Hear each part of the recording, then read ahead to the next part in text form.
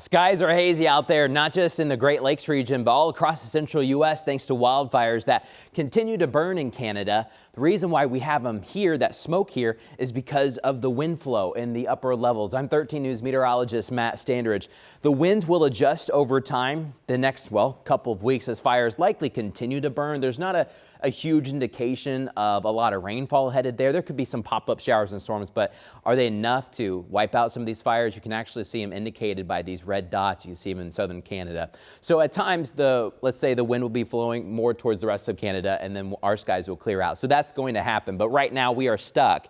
There's actually some lower pressure over the northeast and some of the eastern provinces, and that has a wind flow that is counterclockwise. If you kind of look at my hand, notice how it is helping to blow the wind from north to south.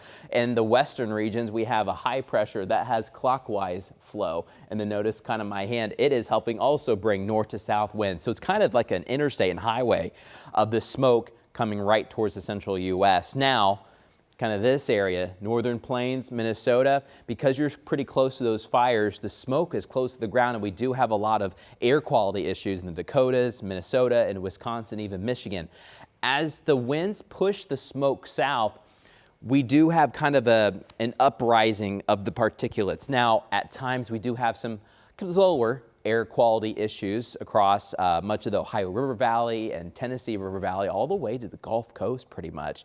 But at that point, there's not as much of an air quality issue. You just see the smoke in the sky. So the farther away you get from the fires, the more elevated that smoke is. But these gray colors show you where we do have that thicker smoke, and we definitely have it over Indiana and all over the Great Lakes. Over time, we think this batch of smoke will be drifting eastbound into the first week of June. So by, let's say, June 2nd and 3rd, so we're talking Monday and Tuesday, then we think a lot of this smoke will be over the eastern Great Lakes and kind of be dissipating over time because the wind may cut it off from the source as more smoke maybe blows more towards the north and east rather than just directly north to south. But we'll be watching the smoke kind of linger. It is creating a very hazy sky. The sun's still able to get through it, but you really notice it there in the mornings and in the evenings. And if you look at the sun, you can see it being more of a red-orange color, kind of looks very dusty out there. And we've had this before. This is something that happens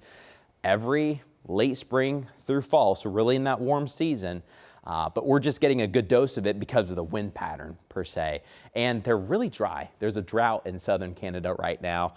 They really look forward to the middle of summer because that's their storm season. It's actually severe weather season for some of the southern provinces there. And so what we notice over time is those downpours can help put out some of the fires. It just depends on where they form. But since winter, there hasn't really been any rainfall, and not a lot. And so that's why the fires are still going. But once again, this happens every year. But the wind flow is just bringing it in. This is a model of that smoke. So you see the sources are up towards the north. And then with this wind pattern, it keeps funneling off towards the south. And we're going to play this out through the rest of your weekend. For your Sunday, smoke's still connected. But then we think by about Monday, Tuesday, it starts to get disconnected a little bit. But you have this swirling mass of smoke still over much of the Ohio River Valley. So we start disconnecting the Dakotas and Minnesota, but we really get it sitting over Illinois, Indiana, Ohio. There's this really good batch too of some smoke right through the deep south that is just lingering there. Myrtle Beach, a lot of the beaches on the Atlantic coast, they'll have a lot of smoke. We think by Tuesday it kind of drifts a little bit farther towards the east, and hopefully by Wednesday it really starts to leave the coast and head into the Atlantic. Our smoke models don't actually go out more than a couple of days because it really gets finicky with all the winds because it's just the wind blowing in different directions and kind of like dominoes. Where do they fall? Where do they go next? So we only go to about 2 days out. But we do think the smoke will be pretty thick for your Monday and Tuesday. So let's kind of go through some air quality. Because the models really don't go very far, our air quality forecasts don't go very far either. So when we looked at Saturday, this was data that we had from Saturday, the last day of May. We had some air quality issues still in that moderate category. We've got the list here. So if you don't see anything, you're in the good category. But even parts of the good Kentucky and Illinois and Indiana, we've been in that moderate category. So folks who are super sensitive, they've been able to notice. But it really picks up once you go towards the north and west. So getting unhealthy for sensitive groups in that orange color. And then once you get to the red, it's just unhealthy. And then the purples and pinks, it is unhealthy and kind of dangerous for anyone. So you really have to watch. This is the prairie pothole region there in Dakotas, and that's where it is super thick from, let's say, the Black Hills north through Dickinson and all the way into the northern parts of the Badlands there into North Dakota. And Bismarck, you can see that as well up to the Canadian border. So this was Saturday's data. Now let's look at Sunday. We think as this mass pushes south and east, the Dakotas start to clear out. The Missouri River still has some of that smoke, but we think the batch kind of moves over parts of the Corn Belt and much of the southern Great Lakes. We're going to have a lot more of that moderate category, we think, across Ohio, Indiana, and Illinois, and all the way to the Carolinas, too. So the thickest stuff is still in the air, but as it lingers, some of them are able to fall towards the ground. So we'll probably have to really be on the lookout for air quality the next few days, we think, into the start of June, maybe June 2nd, June 3rd. It would be Monday and Tuesday for that first week of June that we could still see.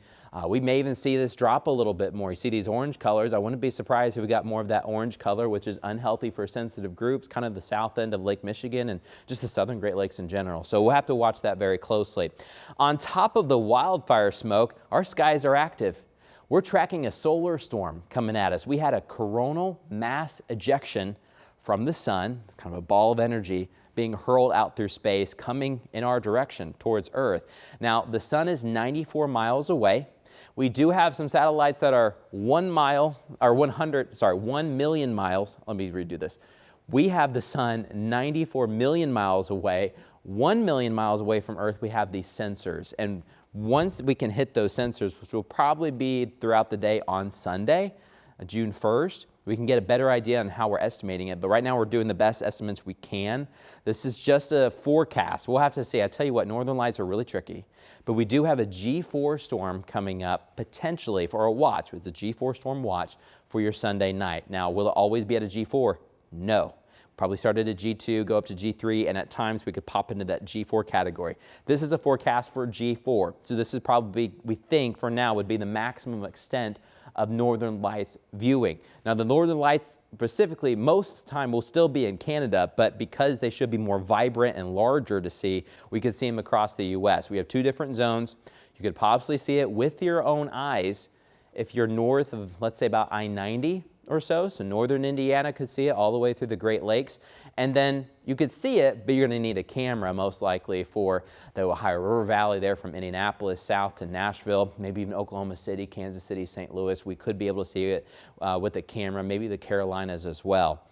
But there's a big if when it comes to this wildfire smoke. Remember how we're thinking by Sunday, we're thinking it's just swirling over the Midwest and parts of the Great Lakes.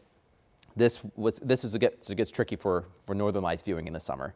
There's two reasons why northern lights are, really actually three reasons why northern lights are a little bit trickier in the summer. First off, the viewing time is less, right? Because we have so much daylight. We don't have as much nighttime to even possibly see the northern lights. There's a window, but it's only a few hours compared to the nighttime where we have longer nights than days. So that's number one. Number two, there's a lot more haze in the atmosphere through the summertime. I mean, no, in late spring, but we're really getting into the summertime. We have a lot of haze because we're warmer. You can get more water vapor up there in the sky, and so hazy skies are a thing, of course, in summer, and that makes it tougher to see the northern lights as well. And then number three, you usually start getting more into wildfire smoke. Now, it's not always in the air where you live, but this time it is in the air. So we'll have to see on this. If you have clear sky, no clouds, and no wildfire smoke, this would be the map. But we'll have to see if the wildfire smoke makes it kind of difficult to see. Now, for places that don't have the smoke, might be great viewing. We'll have to see. A G4 storm watch.